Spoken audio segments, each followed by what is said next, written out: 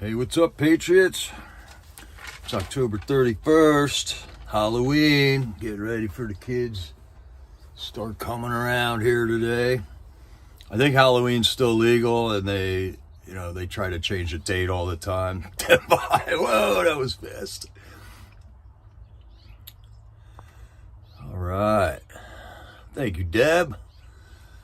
Unbelievable. How y'all doing? Deb by the Pathfinder Patriot, Beverly Aselson. How you doing? It's Halloween. This is J6 News Updates and Chat. We got a chat going. Hey there, Sonny. How are you?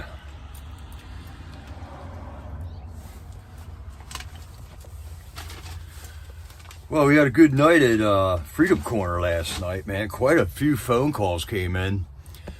And it's just good hearing from these guys all the time. We're on day 1028 today. All kinds of stuff going on in the world, in the nation, everywhere. Hey, Sylvia, how are you? Happy Free Candy Day. Yeah, I hope not too many kids come around, so there's a lot of candy left over. Then that's my stash for the next couple weeks. Hi, Sherry Thomas. How are you? Well, let's get right into it here at Freedom Corner yesterday, Monday. We had a good prayer by Dwight. He's always good for a good prayer, man. And then Nicole got on there and gave us an update. There was a little hubbub at the... Well, all right, so first of all, I've been working on the truck here. All right, we got problems. We got parts that aren't going to show up until Friday right now. The new transmission is good, but it's all in the linkage on the steering column that the handle just broke off of it again. So wrenching on the van, the story of my life.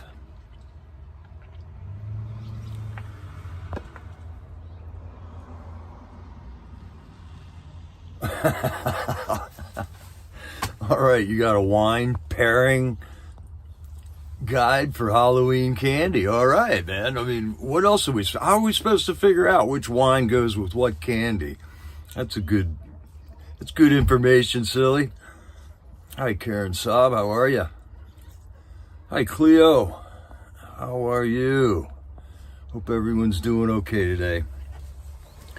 So yeah, yesterday at the court, apparently a J6er named Vitaly Jankowski sent harsh texts before his sentencing hearing. I believe that he was in custody awaiting sentencing. He had a sentencing hearing yesterday, and he had sent some texts to people. And there was a motion to remand him. Vitaly then bolted in the courthouse. He bolted for the door. He was taken down by marshals and thrown into the gulag. He's in the gulag now. I'm certain of that. I'm not sure if he was in custody before his sentencing. I'm pretty sure he was showing up for his sentencing and then had this hearing. But anyways, no, it was a motion to remand him because of these texts that he had sent. And I'm not sure who he sent texts to. Haven't seen a report on that yet. Bolted for the door, taken down by the marshals and the bailiffs, and put in the jail, man. So this is another time where the dude snapped. He snapped. There was a thing about him. He has a debility. He is deaf, okay? And he had a translator on a Zoom call. Now, this wasn't reported by any of the news reports that I looked up on this, but Nicole made us aware of this because she was there at the courthouse and knew certain things that the news didn't report on. He had a translator on a Zoom call, so we're not sure if something went wrong with what his sign language person was telling him over the Zoom call or what. We don't know really what happened, but he did snap in the courthouse, which was bound to happen sooner or later. We did have one J6er go on the run. That guy, he's been caught now and thrown in jail. But, yeah, just wanted to make you all aware. Vitaly Jankowski snapped in the courthouse there. Praying for him, man. We're praying for everybody in the jail right now. This is horrendous, and it just keeps going on and on. And all we do is we see more Congress people getting on TV talking about stuff. I'm really getting sick of it, to tell you the truth. Okay, then we got Matt DeSilva. He is not going to be calling in for a while now because his lawyer recommended against it. And Matt DeSilva does have an upcoming sentencing, so that I guess his lawyer doesn't want him to make any waves, and advised him not to call into the Freedom Corner Vigil anymore. Yeah, Priscilla, I would be scared to death. I mean, look what happened to everybody that's proceeded before you through this courthouse, and the extreme sentences that they're giving. I just heard today that, remember when those people took over a section of Seattle called Chaz? They barricaded it off. Somebody got shot there, and the guy who killed the other person got 14 years in prison. And I think that was one of only a few arrests that were made for that whole thing. All right, here we go. Matt's lawyer recommends not calling into the corner because the corner incriminates its callers. More J6ers have gotten longer sentences because their words are used against them. Well, no fooling, man. They're going to use their words against them.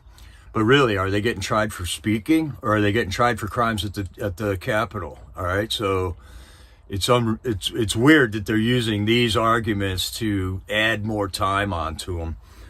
Who was the guy? Brandon Fellows. He got like an extra 6 months in jail because he mouthed off to the judge. These are hysterical tyrants that are sitting in these judges' seats out there. And I don't know where it's going to end. This is what we have devolved into. This is the courts in D.C., and this doesn't reflect any other area of the country.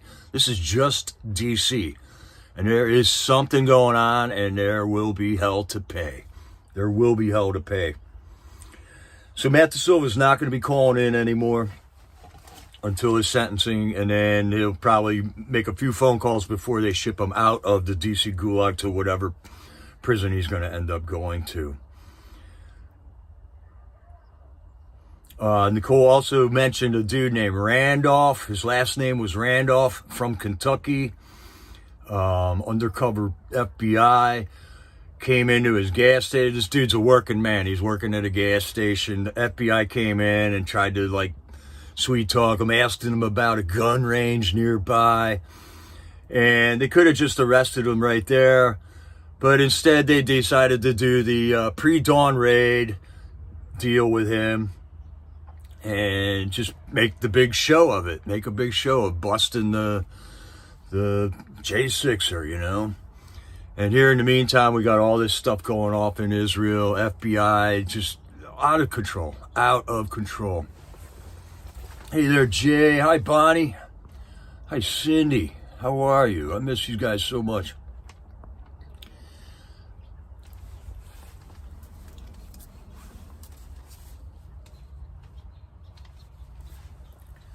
Okay, and then we got a really good phone call from Mark Brew. And he is says he's done some podcasts. I don't know if he had a social media site or not. He sounded like he's up on international law and stuff. A highly educated guy. This was a really good phone call. And Debt for Freedom put out a short on this guy's phone call already. And she had this short out by midnight last night, which is unbelievable, man. Deb, you are on it. I really appreciate these shorts that you're making of the phone calls. Mark Brew, he says this is an obvious, everyone was there at J6 to express their grievances to the government on what they saw as fraudulent elections. All right, we'll start posting some links here. Call to action, please call this week Mike Johnson and release the full footage from the J6 tapes, man.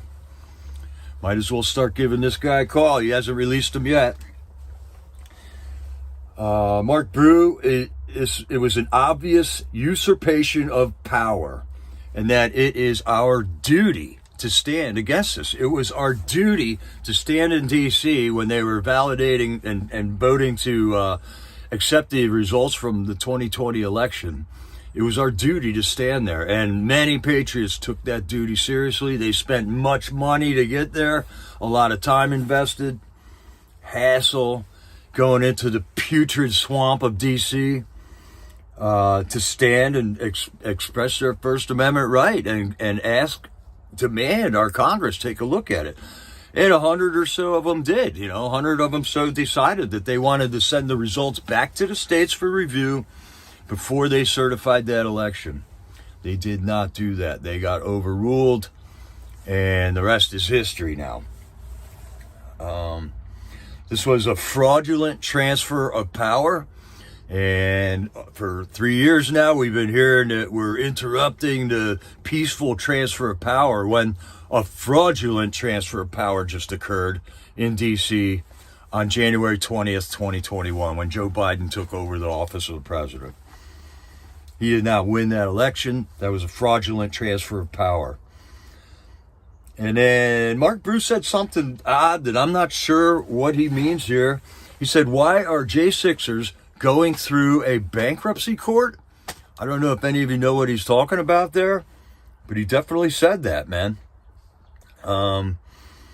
He does have a profile on Gateway Pundit that appeared a while ago. And he's got a give, send, go. And if we can, let's try to help him out. His give, send, go is J6_politically_persecuted. And his inmate number is 386519. Yeah, Priscilla, this is getting old. I think we're on our own. We're obviously on our own here. Our government isn't working for us. They forgot who they work for. Our elections are rigged. There's no way we're going to get new guys in there. And our military is spread out over the whole world right now. So here we are. We'll figure it out. We'll peacefully await until something happens when we're going to have to defend ourselves. I'm pretty sure is how it's going to play out here. Hey, Jay Jones. What's up with your van? I put a new transmission in it. Transmission's working great. But the linkage from the transmission up to the shifter on the steering column was all jammed up. And I went to shift it into drive one morning, and the whole arm just broke off of the steering column. So I'm trying to get to the bottom of that. I just got the whole thing torn apart, and I need a new shifter cable in addition to the shifter itself on the steering column. And it's going to be another $400,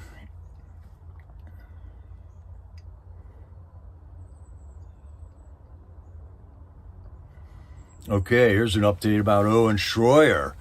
The dude from InfoWars, he was put in jail serving a 6-month sentence, or 60-day sentence. And he's put out a video on X letting us know he is out of the hole. Okay, that's good news. That's like a normal procedure now that they're trying to reinstate the COVID freaky stuff on us again. So when you enter prison, the protocol now is put you in solitary confinement, keep an eye on you, and just make sure that you don't have COVID before they put you into the general population. So that was nothing out of the ordinary.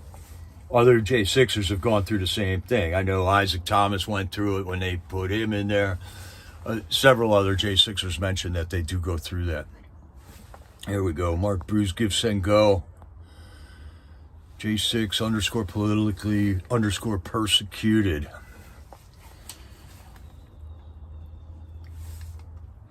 So I think that was not the first time that we talked to Mark Brew, but man, the dude sounds really smart, and he's knows stuff about law, international law. He knows about the Constitution because he says it was our duty, and it is now our duty to stand up against these hysterical tyrants in D.C.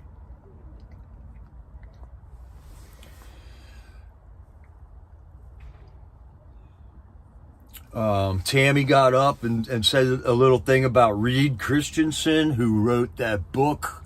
He's a J6er in the Gulag right now, and he wrote a book called Save the Kids. I'd like to get that book myself. It sounds like a pretty good book. She just said Reed's an older guy, man, and that, you know, it'd be good to send him a card or a letter or something, just something to take his mind off the daily grind in the jail there.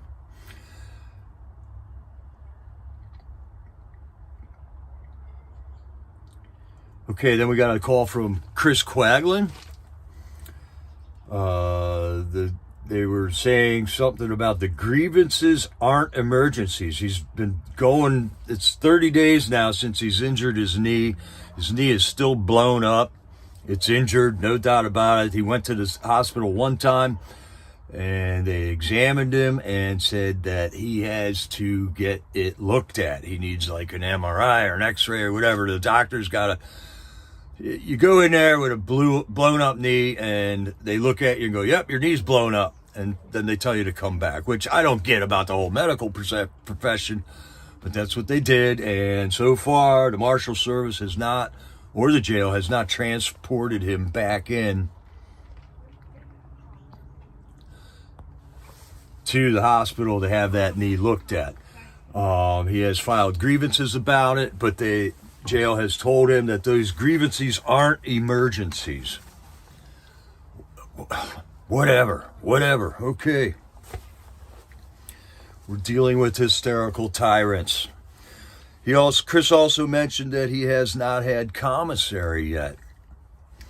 They've had a problem with the commissary kiosk in the jail, and apparently they just can't fix it. And we are hearing now, Tammy mentioned that there is an outfit in the jail 24/7 that is there to fix things that go wrong with the commissary because it's on a computer or whatnot.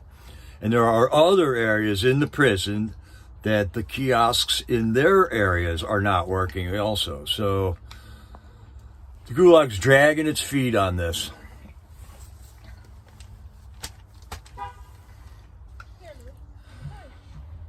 The book is called Save the Kid, not Save the Kids there, Q Pro. And it's not about kids. And we're not talking about the Catholic Church here, man. We're talking about J6 stuff. So Chris Quaglin's still in his quagmire. He's hanging out with the... let's see, there was a guy that seemed Curtis Tate. So hopefully that's going, things are looking up for Chris, because he also has an attorney that is on his side about the wackiness that he's endured from the Gulag and the Northern Neck prison.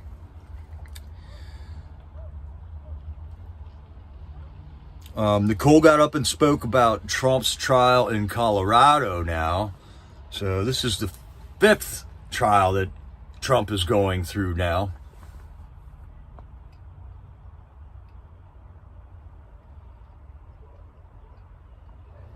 Okay, good. Here, Shadow. Let's put this up.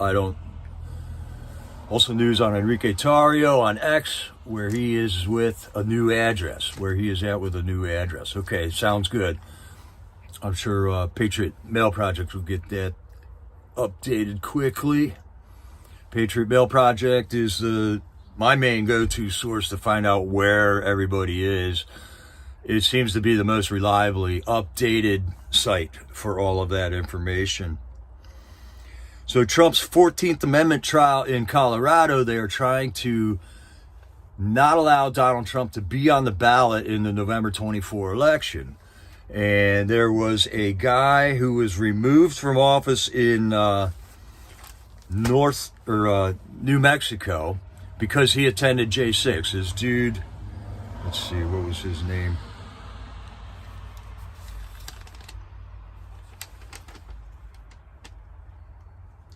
There was a representative in New Mexico who got elected, and then they found out he was at J6, and they removed him from office in New Mexico because of the 14th Amendment. Now, this guy wasn't charged with any crimes or anything, and I think a leap of assumption was made down in New Mexico that everybody that was at J6 was illegal, even though they didn't get arrested. So there's another miscarriage of justice down there. So they're applying the same rules to Trump in Colorado to try to keep him from off the ballot in the upcoming election.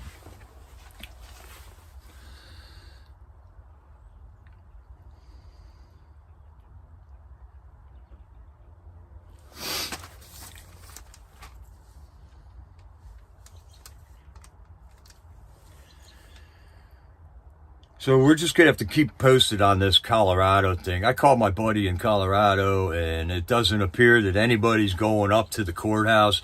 I don't know that anybody has, you know how out here when he goes to trial and stuff, there will be 1,000 people outside the courthouse waving flags, having like a little mini Trump rally there. I'm not certain. I don't know that anybody is showing up at the Denver courthouse.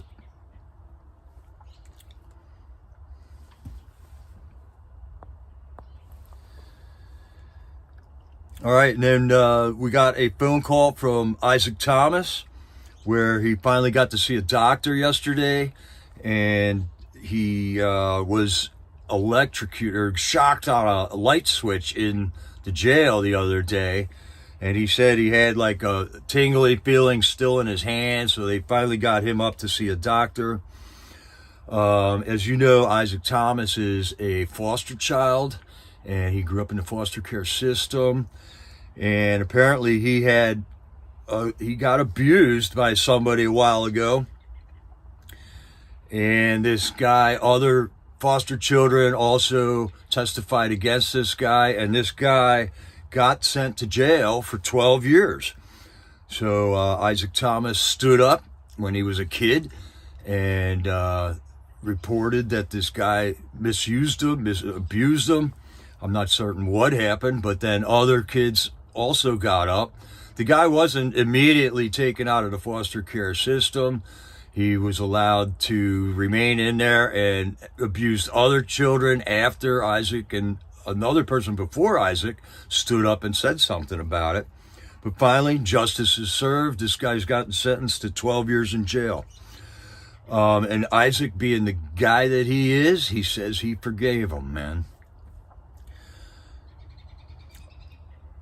That's the Christian heart, man. That's what we're supposed to do. Justice will be served, but you can't like hold a grudge on people. And we're called to forgive those who sin against us, you know. Forgive us our trespasses as we forgive those who trespass against us. I mean, that's right there in the Lord's Prayer.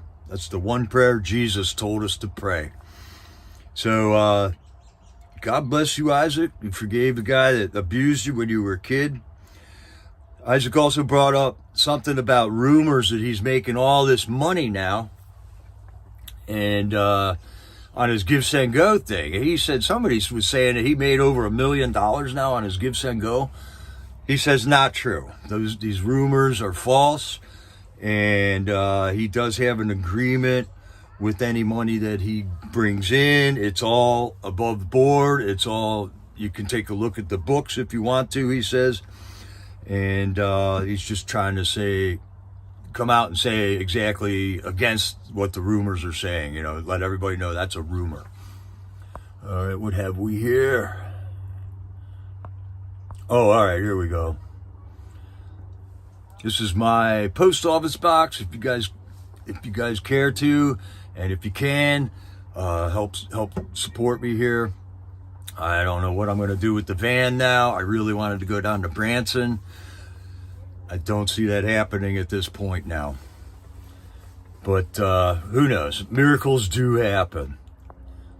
I'm already on the line. We're trying to fix this thing a different way. Maybe we can get it rigged up so it works. We'll see what happens. It's day to day, man.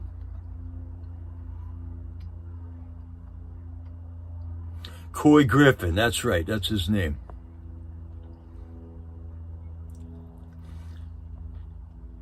I thought he was an elected official, though.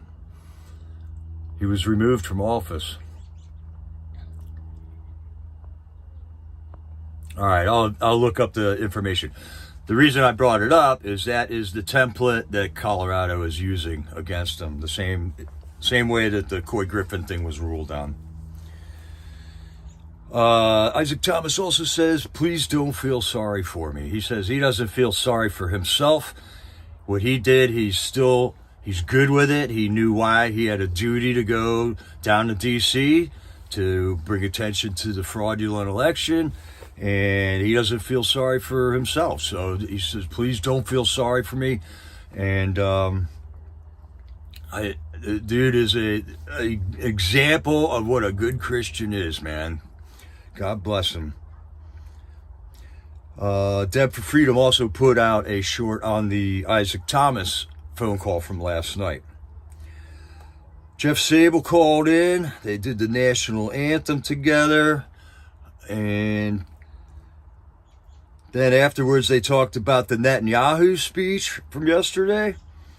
Benjamin Netanyahu is the Prime Minister of Israel. He says there will be no ceasefire. He will not resign. And the only thing he is going to resign is Hamas into the dustbin of history. So, Israel's got to do what they got to do there.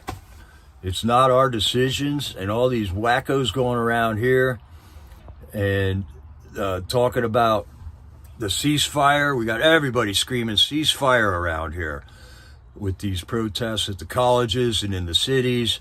And Benjamin Netanyahu is just letting you know that there will be no ceasefire.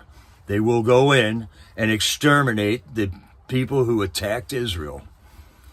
So that's Israel's problem. That's not our problem. They may be allies of ours, but I don't condone sending our guys in to help Benjamin Netanyahu out with that.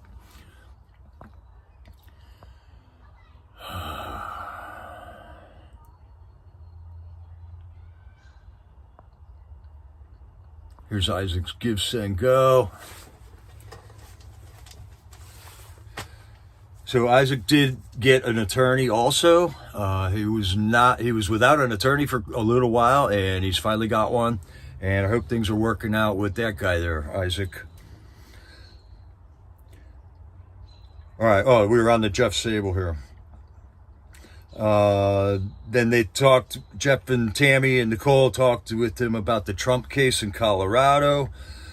Nicole said that some Capitol Police are out there testifying in that trial. I heard that Trump will bring his own witnesses, and that potentially could be Tariq Johnson, the retired Capitol Police officer who has come out and made it known that there was mass confusion within the ranks on that day and very odd things happening. And Stephen Sund, who was the Capitol Police chief on J6, who got fired the next day.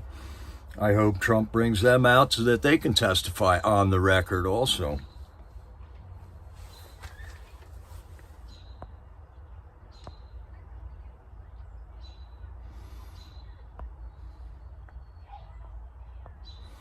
All right, we got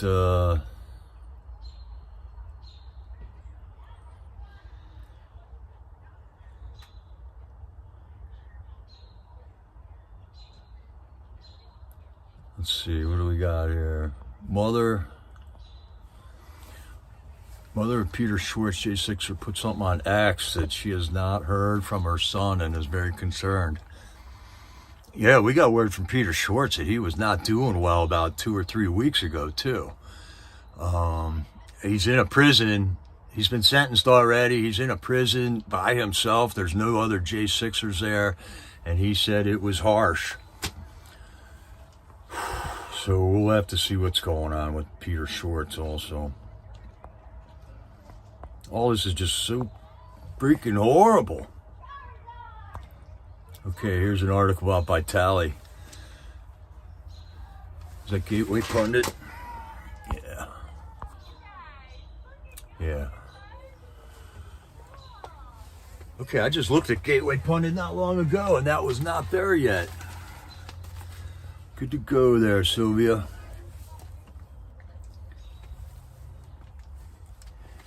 In the Trump case in Colorado, the Capitol Police testified, and then also Eric Swalwell testified about how scared he was. Oh, here we go. Coy Griffin was removed from office for rebellion, was technically what Tammy and Nicole said last night.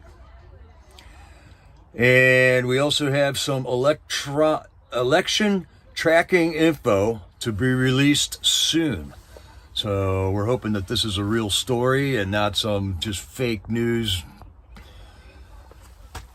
homework assignment for our military PSYOPs students, which is where I think a lot of this stuff originates from. Hey, Debt for Freedom. Yeah, we're on it. Great shorts on Isaac Thomas and Mark Brew last night. Those are great. And you must have been up late doing that one because it was out before midnight, I believe.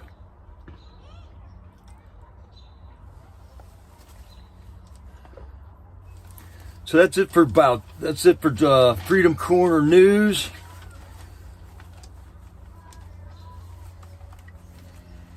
This was some stuff that I was looking at in the regular news today.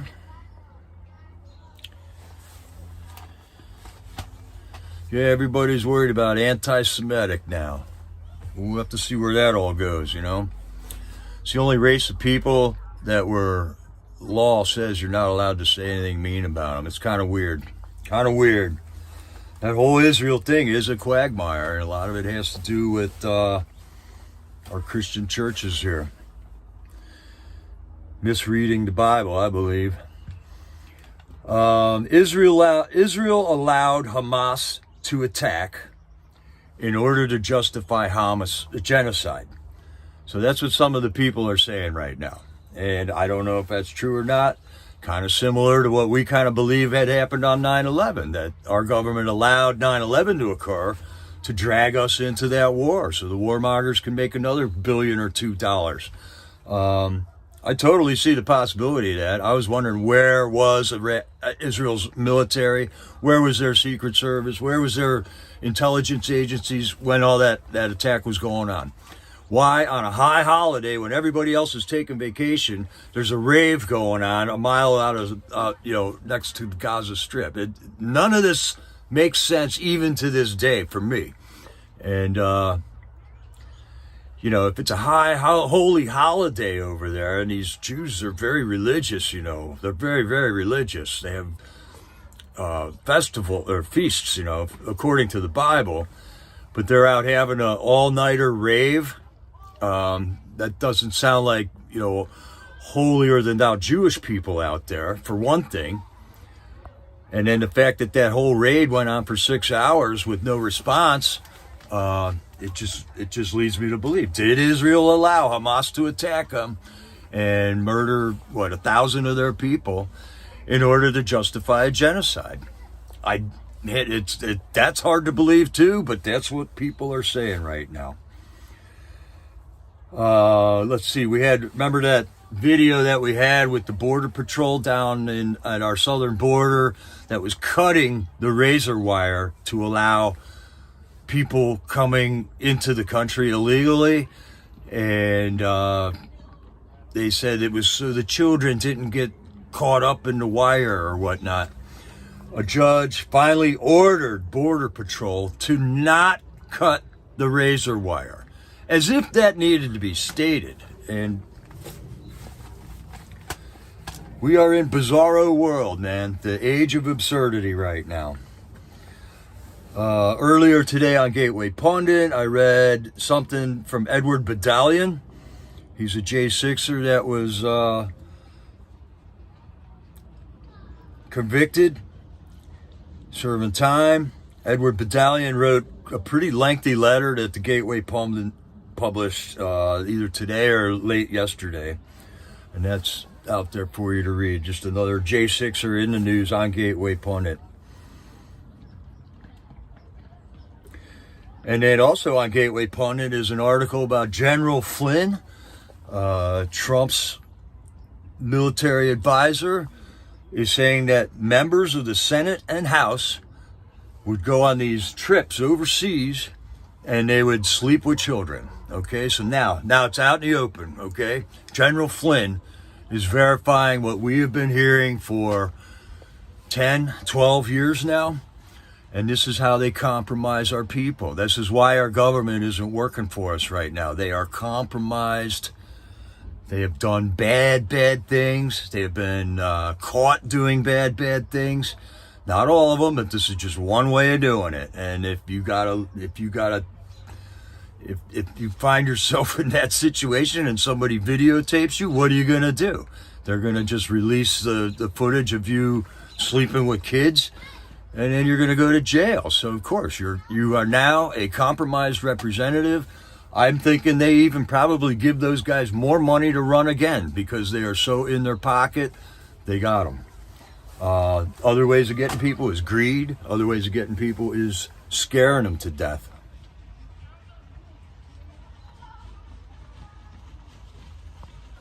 What do you got here, Greg? The Israeli delegation to the UN wore Yellow Star of David's on their clothing, just like the Jews did in Germany and in the concentration camps. I also heard that the delegate for Israel was kicked out of the UN yesterday. I just heard that lately here. There you go, Cindy. Thank you. Hit the like. Thanks, Cindy. That's about all I got today. It looks like the little rugrats are starting to run around here. All right, we gotta get on this. All right, Patriots, I'll see you out at Freedom Corner tonight. I'm probably gonna watch David's channel tonight. I watched Stormtrooper last night, and Stormtrooper, we had a great chat going on that last night. So don't forget to hit the lock on the like on the way out. Here's that link to the Gateway Pundit, General Flynn, man. So finally, we got somebody up in the news. It's just saying it out loud. Who's on that Epstein client list? You know, where's that list? That's what I want to know.